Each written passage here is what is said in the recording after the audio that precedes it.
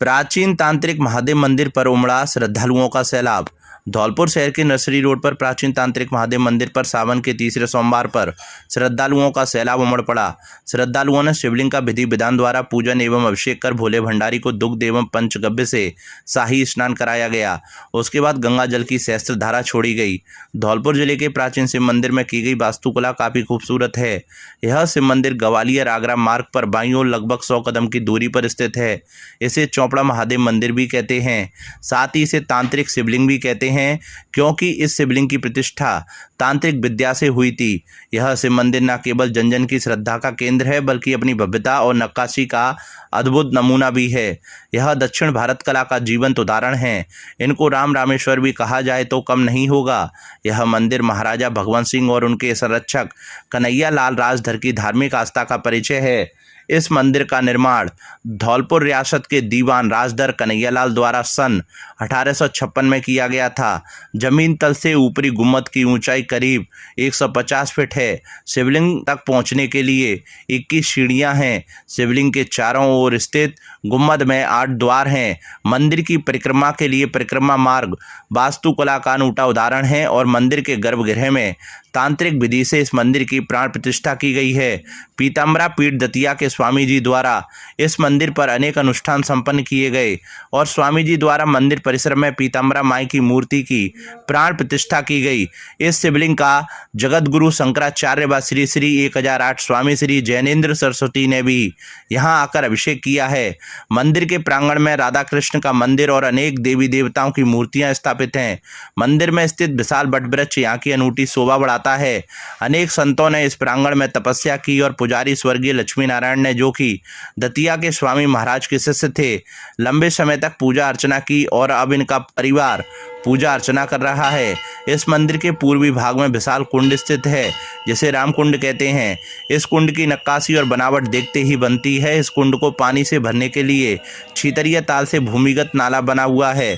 वर्षा के दिनों में इसी नाले के द्वारा यह कुंड भरा जाता था। इस कुंड के पास बना हुआ 3 मंजिला भवन साधु संतों की विश्राम स्थली के रूप में इस्तेमाल होता था। साधक इस कुंड में स्नान करने के बाद शिव जी की पूजा अर्चना करते थे।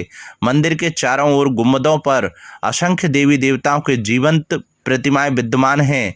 मंदिर परिसर में ही प्राचीन शिलालेख स्थित है जिस पर दृश्य और अदृश्य भाषाओं में मंदिर से संबंधित जानकारियां अंकित हैं। मंदिर के उत्तरी पूर्वी भाग में एक विशाल कुआं स्थित है। वास्तुकला के हिसाब से यह मंदिर विलक्षण है। मंदिर के उत्तरी एवं पश्चिमी भाग में सैकड़ों बीघा में स्थित रियासत कालीन नर्सरी स्थित है, लेकिन अब यह वन विभाग के अधीन है। धौलपुर राज परिवार की आस्था का यह मंदिर मुख्य स्थान था। धौलपुर शहर का यह शिवलिंग वास्तु सिद्ध अष्टकोणीय शिव यंत्र के आकार का प्राचीन महादेव का मंदिर चौपड़ा महादेव मंदिर के नाम से जाना जाता है। इतिहास के जानकारों के मुताबिक यह मंदिर 700 साल पुराना है, जो धौलपुर स्टेट का सबसे पुराना शिवालय है। जगत गुरु शंकराचार्य स्वामी श्री जैनेन्द्र सरस्वती ने भी इस मंदिर में यहाँ रुद्राभिषेक किया है। यह मंदिर वास्तुकला के नज़रिए से देखा जाए तो काफ़ी अनूठा है। मंदिर का गर्भगृह अष्टकोणीय है और जिसे शिव यंत्र के रूप में भी देखा जाता है। इसकी 8 दीवारों में 8 दरवाजे भी हैं। हर दरवाजे पर देवी देवताओं की मूर्तियां उकेरी गई हैं। साथ ही मंदिर के प्रवेश द्वार पर ब्रह्मा जी की मूर्ति विराजमान है। मंदिर का उन्नत शिखर भी बेहद आकर्षक और बारीक खूबसूरत नक्काशी से बना हुआ है। महाशिवरात्रि, श्रवण महा और सोमवार को भारी संख्या में श्रद्धालु पूजा अर्चना करने के लिए मंदिर में आते हैं। इसकी महिमा ये है, जहाँ तक मैंने सुना है, प्राचीन मंदिर है। एक द्रविड़ शैली में बना हुआ एकमात्र मंदिर है ये मतलब उत्तरी राजस्थान का। मेरी तो यही है, मेरे को तो इतना आशीर्वाद दे दो मुझे। मैं तैयारी कर रही हूँ तो थोड़ी हेल्प मिल जाए। अर्चना यही है कि हमारा घर परिवार है वो थोड़ा सा सुखमय रहे, यही है। मैं इसी कामना के साथ में मंदिर में भोले के दर्शन करने के लिए आए। मंदिर के बारे में तो बहुत बड़ी महिमा है। तो आदिकाल का मंदिर है, समझ लो, बहुत पुराना। हाँ, चोपड़ा मंदिर हमारा बहुत बड़ा पुराना है। तो राजा महाराज ने जाके स्थापना करवाई, हमें तो इसका इतिहास मालूम नहीं है। जी यही तो अजर हमारा अविनाशी है। मन सब मनोकामना की पूरी करते हैं। वहाँ कोई जरूरत बनी ना देती है, तो अपने आप सब पूरी करते हैं। जिन्हें शरण में आगे तो कोई जरूरत ही ना तो चीज है। धौलपुर जिले का सबसे प्राचीन मंदिर है, लगभग 1400 ईस्वी से। और ये मंदिर मतलब जिले का आध्यात्म का मुख्य केंद्र है और यहाँ के जिलेवासी प्रातः से लेकर शाम तक बाबा के दर्शनों से ही अपने दिन की दिनचर्या बनाते हैं और धौलपुर जिले के आराध्य देव हैं और वैसे तो पूरे अखिल ब्रह्मांड के आराध्य देव हैं। यहाँ पर श्रद्धालुओं की भीड़ उमड़ रही है और लोग लगातार दर्शन कर रहे हैं और ये प्रक्रिया आवागमन श्रद्धालुओं का लगभग रात के 10 बजे तक चलेगी। और ये मंदिर लगभग आज से 700 वर्ष पुराना है। यहाँ के महाराज की प्रातः की शुरुआत यहीं से हुआ करती थी। ये जिले वासियों के आराध्य देव हैं और विशेष रूप से यहाँ पर आने से एक आत्म हृदय से एक अलग ऊर्जा निकलती है और महादेव मतलब आदमी मंत्रमुग्ध हो जाता है और महादेव को देखते हुए ऐसा लगता है कि परमेश्वर हमको साक्षात देख रहे हैं। सावन के तीसरे सोमवार पर शिवालयों में उमड़ा आस्था का सैलाब। धौलपुर जिले के सैपू उपखंड में मौजूद राम रामेश्वर महादेव मंदिर पर सावन महीने के तीसरे सोमवार को आस्था का जनसैलाब उमड़ पड़ा। सुबह 4 बजे मंगला आरती के अवसर पर श्रद्धालुओं की भारी भीड़ पहुंच गई। भगवान भोले शंकर के शिवलिंग को गंगाजल, बेलपत्र, धतूरा, शहद, पुष्प, शर्करा आदि अर्पित किया गया। भगवान भोले शंकर को श्रद्धालुओं द्वारा सोरों और हरिद्वार से लाई गई गंगाजल की सहस्त्र धारा भी अर्पित की गई है। मंगला आरती को देखने के लिए श्रद्धालु भारी तादाद में मंदिर में पहुंच गए। सुबह से ही मध्य प्रदेश, उत्तर प्रदेश, राजस्थान, हरियाणा समेत दूर दराज से श्रद्धालु मंदिर पर पहुंचते रहे। गर्भगृह में भीड़ की वजह से भगदड़ पैदा नहीं हो, इसलिए इस बार बाहर से गंगाजल चढ़ाने के लिए वैकल्पिक व्यवस्था पाइप की गई है। श्रद्धालुओं की प्रसाद सामग्री को भगवान भोले शंकर को अर्पित कराया जा रहा है। सभी श्रद्धालु पाइपलाइन के माध्यम से भगवान भोले शंकर के शिवलिंग को गंगाजल अर्पित कर रहे हैं। इस बार कावड़िया भारी तादाद में कावड़ लेकर पहुंच रहे हैं। श्रद्धालुओं द्वारा जगह जगह भंडारे लगाए जा रहे हैं। भगवान भोलेनाथ की भक्ति में माहौल तब्दील हो गया है। बम भोले के जय घोष से शिवालय गूंज रहे हैं। ट्रैफिक व्यवस्था को सुचारू करने के लिए भारी तादाद में पुलिस बल भी तैनात किया गया है। वहीं अचलेश्वर महादेव मंदिर, भूतेश्वर महादेव मंदिर, गुप्तेश्वर महादेव मंदिर, महाकालेश्वर महादेव मंदिर पर श्रद्धालुओं की भारी भीड़ उमड़ पड़ी और श्रद्धालु भगवान भोलेनाथ की भक्ति में डूबे हुए नजर आए। तीसरा सोमवार है जो कि संख्या बहुत ज़्यादा बढ़ रही है। देखा जाए तो पहले सोमवार से भी आज का जो सोमवार है काफ़ी भीड़ बढ़ रही है, क्योंकि यहाँ पर नाग पंचमी है जो कि ये विशेष रूप से मानी गई है और भक्त लोग सूरों और वहाँ से कई दूर दूर से जाकर के गंगा जी से लेकर के भगवान शंकर जी को गंगा जल अर्पित कर रहे हैं, बेलपत्र चढ़ा रहे हैं और संख्या बढ़ती जा रही है भगवान शंकर जी की। यहाँ पर काफ़ी अच्छी व्यवस्था है। नालियों द्वारा भगवान शंकर जी के जल को अर्पित कराया जा रहा है और पुलिस प्रशासन द्वारा बहुत अच्छी व्यवस्था की गई और सब व्यवस्थाएं। पुलिस महानिरीक्षक डॉक्टर प्रीति चंद्रा कल रहेंगी धौलपुर दौरे पर। भरतपुर रेंज आईजी डॉक्टर प्रीति चंद्रा 18 अगस्त को धौलपुर के 1 दिवसीय दौरे पर रहेंगी। पुलिस अधीक्षक विकास सागवान ने बताया है कि प्रातः 10 बजे से 11 बजे तक पुलिस अधीक्षक कार्यालय धौलपुर में अपराध गोष्ठी आयोजित होगी। इसके पश्चात 11:15 बजे से 11:40 बजे तक धौलपुर पुलिस लाइन में संपर्क सभा आयोजित की जाएगी।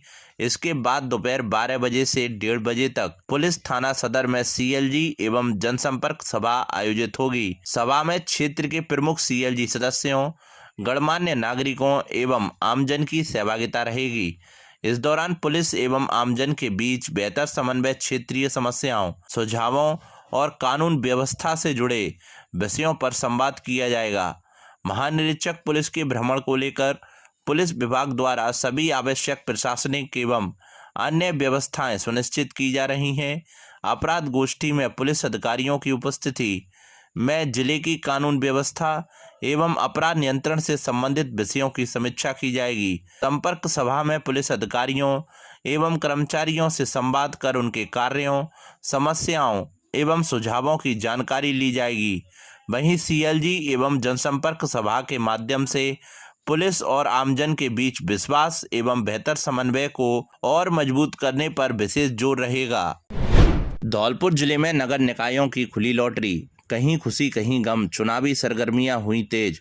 धौलपुर जिले में आगामी निकाय चुनावों को लेकर सरगर्मियां तेज हो गई हैं। सोमवार को नगर परिषद सभागार में प्रशासन और विभिन्न राजनीतिक दलों के प्रतिनिधियों की मौजूदगी में वार्ड पार्षदों के आरक्षण के लिए लॉटरी निकाली गई। लॉटरी की प्रक्रिया पूरी होते ही जिले भर में चुनावी समीकरण पूरी तरह बदल गए हैं। इसी के साथ जिले की सभी नगरपालिका क्षेत्रों की लॉटरी निकाली गई है। जनसंख्या के आंकड़ों के आधार पर SC, ST, OBC और अनारक्षित वर्ग के साथ साथ महिला आरक्षण की सीटें तय की गईं। लॉटरी में कई वार्डों में महिलाओं का दबदबा बढ़ा है, जिससे आधी आबादी को निकाय की राजनीति में बड़ा प्रतिनिधित्व मिलने जा रहा है।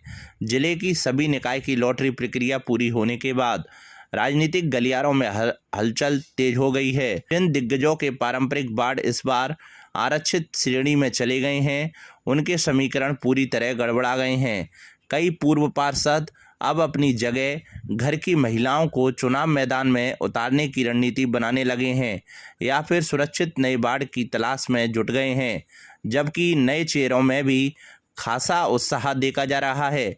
साथ ही टिकट पाने की होड़ में दावेदारों ने पार्टी के नेताओं से संपर्क शुरू कर दिया है। धौलपुर नगर परिषद के 60, नगरपालिका बाड़ी के 45 और राजाखेड़ा के 35, सरमुथरा के 25, बसेड़ी के 25, सैपऊ के 20 और मनिया के 20 वार्डों के लिए लॉटरी के माध्यम से आरक्षण प्रक्रिया संपन्न हुई। धौलपुर नगर परिषद के कुल 60 वार्डों में से वार्ड नंबर 4, 27, 29, 32, 33, 44 एवं 48 अनुसूचित जाति के लिए और वार्ड नंबर 21, 25 एवं 35 अनुसूचित जाति महिला के लिए आरक्षित किए गए। वार्ड नंबर 6, 14, 23, 46, 56, 57, 59 एवं 60 अन्य पिछड़ा वर्ग और वार्ड नंबर 54, 50, 37 एवं 51 अन्य पिछड़ा वर्ग महिला के लिए आरक्षित किए गए। वार्ड नंबर 1, 2, 3, 7, 8, 9, 10, 11, 12, 13, 16, 17, 22, 24, 28, 30, 31, 34, 38, 40, 41, 43, 45, 52 एवं 58 सामान्य के लिए और 39, 18, 53, 19, 15, 36, 47, 20, 26, 55, 5, 49 एवं 42 सामान्य महिला के लिए आरक्षित हुए। बाड़ी नगर पालिका में कुल 45 वार्डों में से वार्ड नंबर 37, 8, 34, 28, 19 एवं 40 अनुसूचित जाति और वार्ड नंबर 24, 1 एवं 39 अनुसूचित जाति महिला के लिए आरक्षित हुए। वार्ड नंबर 12 अनुसूचित जनजाति के लिए आरक्षित हैं। वार्ड नंबर 21, 5, 11, 31, 16 एवं 33 अन्य पिछड़ा वर्ग के लिए और वार्ड नंबर 32 एवं 9 अन्य पिछड़ा वर्ग महिला के लिए आरक्षित हुए। वार्ड नंबर 7, 13, 17, 18, 22, 23, 25, 26, 29, 30, 35, 38, 42, 43, 44 एवं 45 सामान्य और वार्ड नंबर 6, 20, 14, 10, 41, 36, 3, 27 एवं 4 सामान्य महिला के लिए आरक्षित हुए। राजाखेड़ा नगर पालिका में कुल 35 वार्डों में से वार्ड नंबर 5, 9, 26, 3 एवं 17 अनुसूचित जाति और वार्ड नंबर 13 एवं 30 अनुसूचित जाति महिला के लिए आरक्षित हुए।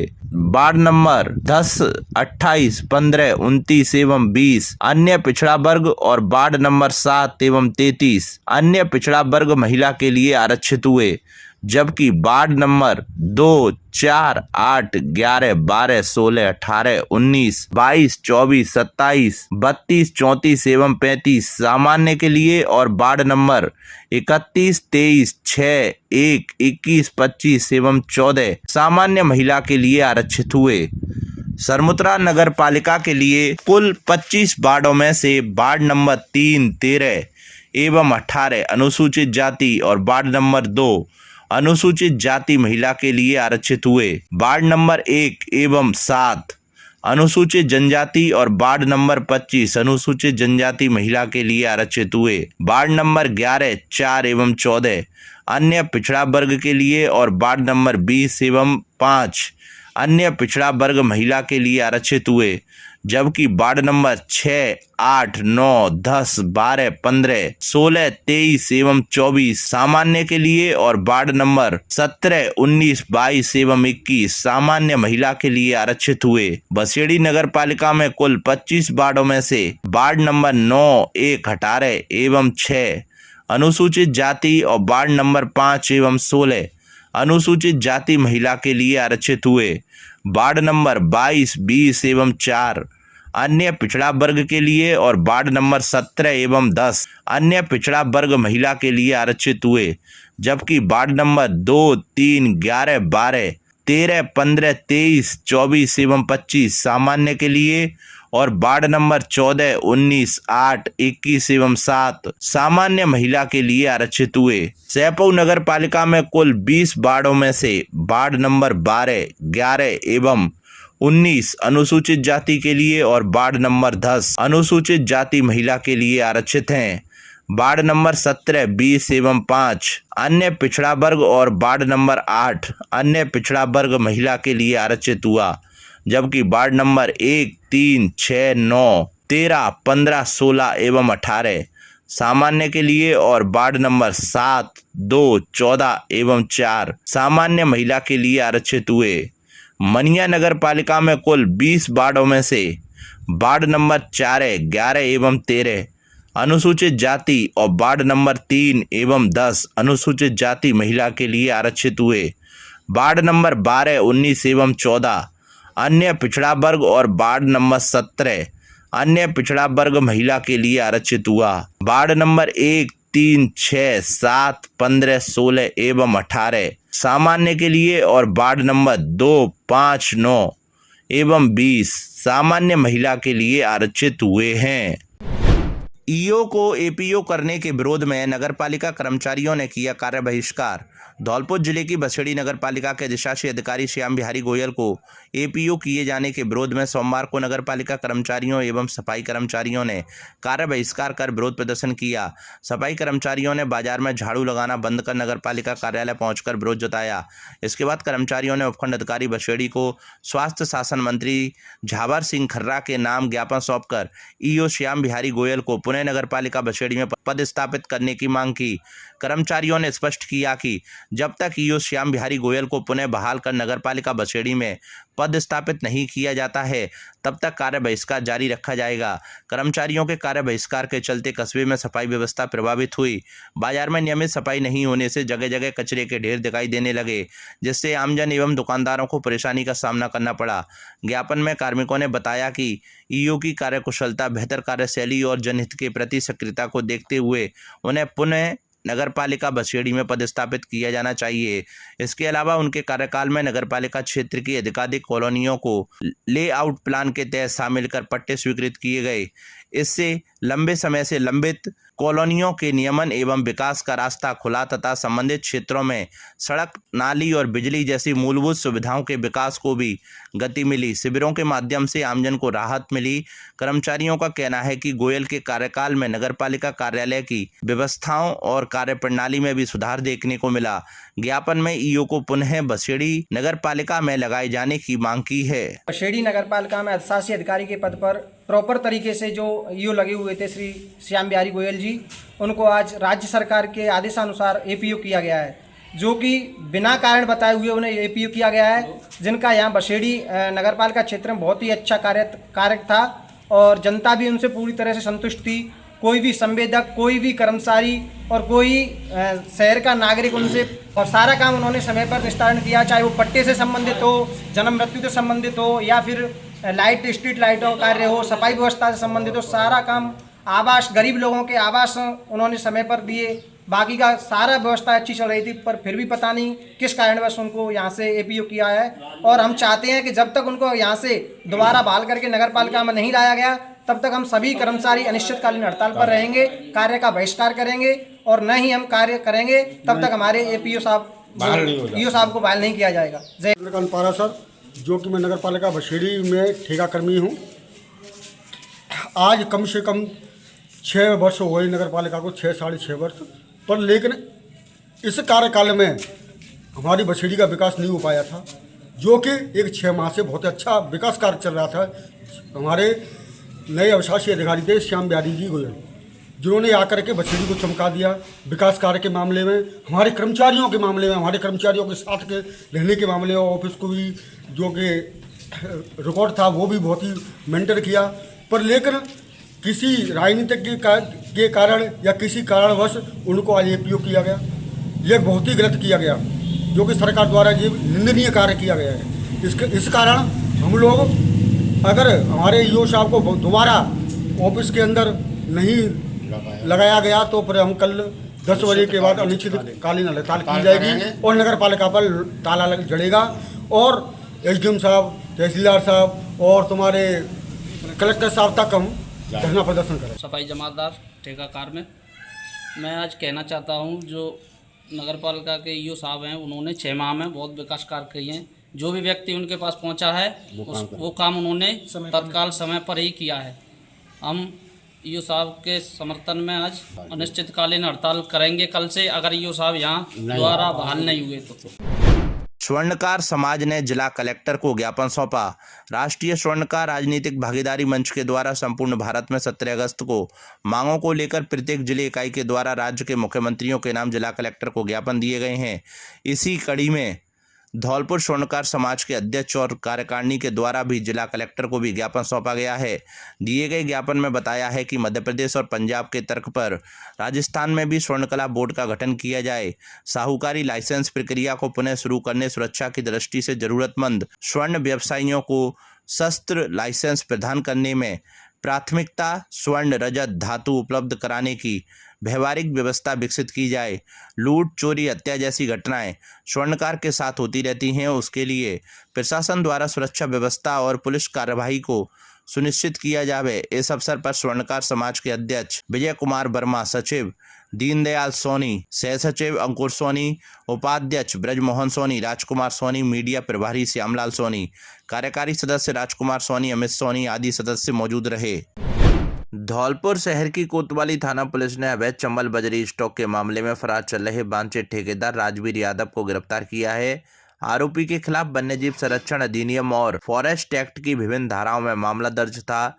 CI रामकिशन यादव ने बताया कि 29 जनवरी 2025 को RACL फैक्ट्री परिसर में 4 अलग अलग स्थानों पर लगभग 500 ट्रॉली अवैध चंबल रेत बजरी का स्टॉक पाया गया था। इस दौरान मौके से 6 JCB मशीनें भी जब्त की गई थी। इस मामले में पूर्व में कई आरोपियों को गिरफ्तार किया जा चुका है, लेकिन मामले में वांछित चल रहे आरोपी 42 वर्षीय राजवीर यादव पुत्र मंगाराम निवासी ग्वालियर फरार चल रहा था, जिसे सोमवार को पुलिस टीम ने मुखबिर की सूचना पर गिरफ्तार किया है। इस मामले में 11 आरोपियों की गिरफ्तारी हो चुकी है। मशाल यात्रा का धौलपुर में किया स्वागत। गत कई वर्षों की भांति इस वर्ष भी आगरा से राजगढ़ महाराष्ट्र जाने वाली गरुड़ क्षेप मशाल यात्रा, जो कि 17 अगस्त से प्रारंभ होकर 29 अगस्त को समाप्त होगी। यह यात्रा 360 वर्ष पूर्व 17 अगस्त 1666 को महाराजा छत्रपति शिवाजी महाराज द्वारा जेल से निकलने की स्मृति में रहती है। छत्रपति शिवाजी महाराज 17 अगस्त 1966 को औरंगजेब की जेल से अपने कुशल बुद्धि चातुर्य से निकलकर अपने राज्य पहुंचे। इस यात्रा को शिवाजी की स्मृति को इतिहास में उत्सव के रूप में जीवित रखने के लिए अधिवक्ता मारुति गोले के द्वारा गत 7 वर्षों पहले गरुड़ क्षेप मशाल यात्रा को चालू किया गया है। इसी कड़ी में धौलपुर शहर के श्री गंगाबाई की बगीची पर यात्रा का राघवेंद्र सरकार के सानिध्य में महंत हनुमान दास के द्वारा स्वागत किया गया और भोजन प्रसादी की व्यवस्था भी मंदिर परिसर में करते हुए यात्रा में शामिल सभी सदस्यों को आगे भी सुगम सफल यात्रा की शुभकामनाएं दी। महंत हनुमान दास ने अपनी टीम के सभी सदस्यों के साथ जय भवानी, जय शिवाजी, हर हर महादेव, जय श्री राम के आकाश चुंबी जयकारों नारों के साथ मशाल यात्रा को ग्वालियर के लिए रवाना किया गया। गंगाबाई बगीची भक्त मंडल की ओर से दुष्यंत शर्मा ने गंगाबाई बगीची में पधारे सभी मशाल धावक यात्रियों के साथ साथ सहयोगियों का आभार व्यक्त किया। यात्रा स्वागतकर्ता टीम में सुभाष पचौरी, विक्रांत शर्मा, जितेंद्र त्रिपाठी, आकर्ष गुप्ता, मोंटी, मनोज, नरेश, राम, दीपक, हरेंद्र गुदैनिया सहित गंगाबाई बगीची भक्त मंडल के सभी श्रद्धालु शामिल रहे। महाराज की जय। ये गरुड़ झेप का हमारा ये भी उद्देश्य है कि महाराष्ट्र में छत्रपति शिवाजी महाराज हर इंसान को पता है, लेकिन इधर में बहुत सारा राजस्थान, उत्तर प्रदेश, मध्य प्रदेश में शिवाजी महाराज को उतने बहुत सारे लोग जानते हैं, लेकिन उतने नहीं जानते हैं। हमारा उद्देश्य ये रहता है कि चलते चलते शिवाजी महाराज कैसे थे, वो कितने बुद्धिशाली थे और उनका व्यवहार कैसा था बहू बेटियों के साथ या स्त्रियों के साथ, ये सब बताते हुए हमको जाना है। यहाँ के लोगों पे भी महाराष्ट्र छोड़ के उत्तर प्रदेश, राजस्थान और मध्य प्रदेश में इनका भी शिवाजी महाराज का यहाँ भी नाम हो, ये हमारा मुख्य उद्देश्य है। शिवाजी महाराज थे वहाँ पे उस समय में करके पहले हिंदू राजा थे, पहले हिंदू राजा, जबकि राजस्थान में मानसिंह से लेके जयसिंह से लेके सब थे, लेकिन उन्होंने आखिर औरंगजेब या मुग़लों की गुलामी ही किया, मुग़लों के शासन में ही वो सरदार थे। लेकिन शिवाजी महाराज ये ऐसे नहीं थे, वो उनका राजधानी अपना आगरा में आने का उद्देश्य भी यही था। उनको मालूम था मेरे जान को खतरा है, इसके बावजूद भी वो आए। क्यों आए कि वहाँ पे जो बहुत सारे हिंदू राजा थे उनके वो वहाँ पे दरबार में हिंदू राजा होने के कारण इन्होंने वहाँ पे बोला कि मेरा सम्मान नहीं किया गया, और वहाँ पे ऊंची आवाज़ में बोला, डकर के बोला। इसलिए बाकी लोगों के बाकी जो हिंदू राजा थे उनको भी मालूम था कि मुग़लों के खिलाफ में कोई हिंदू आवाज़ उठा सकता है। उस समय में नहीं उठा सकते थे हम लोग, लेकिन शिवाजी महाराज ने वो लोगों को बताया, वो राजाओं को बताया। ऐसे करते करते हिंदू राज्य यहाँ पे भारत में स्थापन हुआ। अगर शिवाजी महाराज नहीं रहते तो अपना दक्खन, चेन्नई तक, वहाँ तक पूरा मुग़लों का साम्राज्य होता था। शिवाजी महाराज थे करके उसके महाराष्ट्र के आगे मुग़ल शाही जा नहीं सकी, दिल्ली का शासन वहाँ तक पहुँच नहीं सका था 1617वें अपना ईस्वी सन में। ये बहुत बड़ा उपलब्धि है। मेरा नाम गणेश राव गोड़े है, मैं महाराष्ट्र से हूँ। इस यात्रा का मुख्य उद्देश्य ये है कि हम छत्रपति शिवाजी महाराज के जो पायदल वंशज थे, पायदल के जो सरसेनापति थे पिलाजी गोड़े, उनके 13वें 14वें वंशज है। तो हमने ये सोचा कि आज के ज़माने में जो युवा वर्ग है कि वो जो शुगर, बीपी, डायबिटीज़ मुक्त जो होना चाहिए, तो आज अभी इसी वक्त तो हम चाहते कि भाई ये व्यायाम करें, सब बच्चे दौड़े इस लाइन में, इसका उद्देश्य ये है। और छत्रपति शिवाजी महाराज जब आगरा आए थे, ये दुनिया में पहला ये है वाकया कि छत्रपति शिवाजी महाराज 99 दिन तक आगरा में बैठे रहे, इसलिए कि औरंगजेब ने उनको बंदी नहीं बनाया, वो इसलिए कि औरंगजेब का सर काट के वो दक्खन में ले जाए। लेकिन उस वक्त छत्रपति का वक्त ख़राब था, छत्रपति सही थे, लेकिन कुछ सालों के बाद, 4 पीढ़ी के बाद वक्त ने पलटी ली और आज जो औरंगजेब है वो वहाँ पे दक्खन में है। उसका सर जो छत्रपति शिवाजी महाराज उस वक्त ले जाना चाहते हैं, आज उसका जो समाधि है वो औरंगाबाद में है। तो इसका उद्देश्य ये है कि हिंदुओं को जगाना, सनातन को जगाना, जैसे कि और ये कहाँ से कहाँ तक निकाले? ये आगरा से राजगढ़ किला 1310 किलोमीटर अंतर है और 11 दिन में हम पार करते हैं सब लोग। ये आज का पहला दिन है। यहाँ से हमारे मंत्री, बहुत सारे मंत्रीगण आज आगरा आए थे, लाल किले से हम वहाँ से शुरुआत किए और ये धौलपुर अपने मंदिर गंगाबाई मंदिर बगीचा में हमारा भोजन का प्रबंध होता है, आराम विश्राम का प्रबंध करते हैं। इसलिए हम सब इन लोगों का आभार व्यक्त करते हैं। आज आगरा से लेके राजगढ़ तक जाने वाली ये गरुड़ छेप मुहिम जो महाराष्ट्र के महाराज शिवाजी के स्वयंसेवी जो भी हैं उनकी तरफ से, मारुति आबा गोड़े जी की तरफ से, उनकी टीम की तरफ से ये यात्रा निकाली जा रही है। ये यात्रा गत वर्ष, पिछले वर्ष भी निकाली गई थी, लगभग 5 वर्ष से ये 7वां वर्ष है ये यात्रा को। और ये यात्रा आपके मंदिर श्री गंगाबाई बगीची पर विश्राम करके ये मसाल वहाँ से आगरा से चलती है, किले से, लाल किले वहाँ के किले से, और ये राजगढ़ के लिए ये यात्रा जाती है। और सभी धावक जो भी हैं, इसमें जो भी सेवक हैं वो सब इसको पैदल दौड़ते हुए इसको मसाल को लेके जाते हैं। और ये छत्रपति शिवाजी महाराज की स्मृति में, उनके सम्मान में ये यात्रा निकाली जाती है।